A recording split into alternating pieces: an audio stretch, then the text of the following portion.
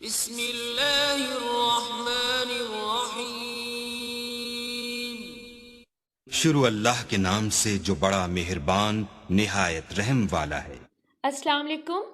آج ہم پڑھیں گے کلاس سیکنڈ ایئر کے مطالعہ پاکستان کا چیپٹر نمبر 4 جس کا نام ہے پاکستان کو اسلامی جمہوریہ بنانے کے اقدامات۔ السلام علیکم۔ ہمارا آج کا ٹاپک ہے 1956 کا آئین۔ یہ ملک کا پہلا آئین ہے جو دستور ساز اسمبلی نے وزیر اعظم چودھری محمد علی کی رہنمائی میں 23 مارچ 1956 کو نافذ کیا۔ اگر ہم 1956 کے آئین کے نمایاں خصوصیات کی بات کریں تو ان میں سب سے پہلے آتا ہے کہ 1956 کے آئین میں ملک کا نام اسلامی جمہوریہ پاکستان رکھا گیا۔ اس آئین کی روح سے سربراہ مملکت کے لیے مسلمان ہونا لازمی قرار دیا گیا، جبکہ آئین نے تمام شہریوں کے یکساں بنیادی حقوق تسلیم کیے، جن میں جان و مال کا تحفظ، تحریر و تقریر کی آزادی، اجتماع کی آزادی اور حق کے ملازمت جیسے بنیادی حقوق دیے گئے۔ اس آئین میں ہر بالغ شہری کو ووٹ دینے کا حق دیا گیا۔ آئین میں قومی اقتصادی کونسل اور قومی کمیشن کے قیام کی گنجائش رکھی گئی۔ آئین نے ملک کو ایک وفاق قرار دیا۔ مرکز اور صوبوں کے لیے اختیارات کی الگ الگ فہرست فراہم کی گئی۔ ان کے علاوہ ایک فہرست ایسی بھی دی گئی جس پر مرکز اور صوبے دونوں قانون سازی کر سکتے تھے۔ آئین میں پارلیمانی حکومت کو رائج کرنے کا فیصلہ بھی کیا گیا، لیکن ساتھ ہی صدر کو ایسے اختیارات بھی دیے گئے جس کے نتیجے میں پارلیمنٹ کی بالادستی کے اصولوں کی نفی ہوتی تھی، یہاں تک کہ صدر کو قومی اسمبلی توڑنے کا اختیار بھی حاصل تھا۔ آئین میں ترمیم کے لیے نیشنل اسمبلی کی 2/3 اراکین کی حمایت ضروری قرار دی گئی۔ اگر ہم 1962 کے آئین کی بات کرتے ہیں تو اس میں صدر پاکستان ایوب خان نے 1 مارچ 1962 کو ملک میں صدارتی طرز کا آئین نافذ کیا۔ اس آئین میں صدر کے پاس لامحدود اختیارات تھے۔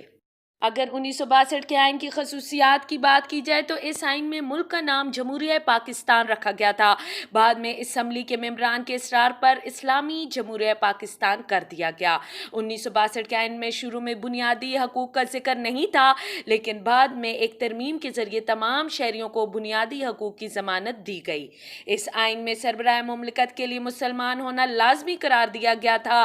صدر اور قومی اسمبلی کے ارکان کا انتخاب BD ممبران پر مشتمل ادارہ جو انتخابی ادارہ تھا وہ کرے گا۔ 1962 کے آئین میں ملک کو ایک وفاق قرار دیا جو 2 صوبوں یعنی مشرقی پاکستان اور مغربی پاکستان پر مشتمل تھا۔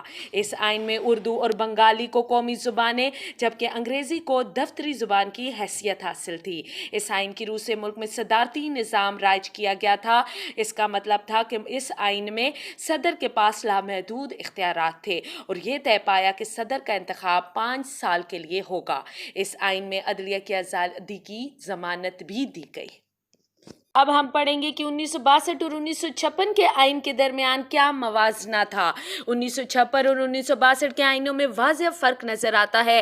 1956 کا آئین اصل آئین تھا اگرچہ اس میں کچھ خامیاں تھیں، جبکہ 1962 کا آئین صدر ایوب کا صدارتی حکم نامہ تھا۔ ان دونوں آئینوں میں 1956 کے آئین میں ملک کا نام اسلامی جمہوریہ پاکستان رکھا گیا تھا، جبکہ 1962 کے آئین میں لفظ اسلامی ہٹا دیا گیا تھا، جو کہ بعد میں اسمبلی کے ممبران کے اصرار پر دوبارہ مکمل کر دیا گیا تھا اور ملک کا نام اسلامی جمہوریہ پاکستان رکھ دیا گیا تھا۔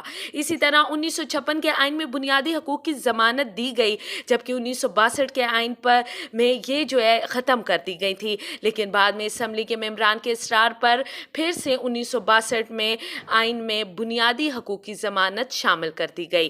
1956 کے آئین میں ووٹ دینے کا حق ہر بالغ شہری کو حاصل تھا، جبکہ 1962 کے آئین میں صدر، قومی اسمبلی اور صوبائی اسمبلی کے ممبران کا انتخاب بذریعہ BD ممبران تھا۔ 1956 کے آئین میں وفاقی پارلیمانی نظام تھا، جبکہ 1962 کے آئین میں وفاقی صدارتی نظام رائج تھا۔ اسی طرح 1956 کے آئین میں اردو کو قومی زبان قرار دیا گیا تھا، جبکہ 1962 کے آئین میں اردو اور بنگالی دونوں کو قومی زبان جو ہے وہ قرار دیا گیا تھا۔ دونوں آئینوں میں 1956 اور 1962 کے آئین میں عدلیہ کو آزاد رکھا گیا تھا۔ 1962 اور 1956 دونوں آئینوں میں کچھ خوبیاں اور کچھ خامیاں موجود تھیں۔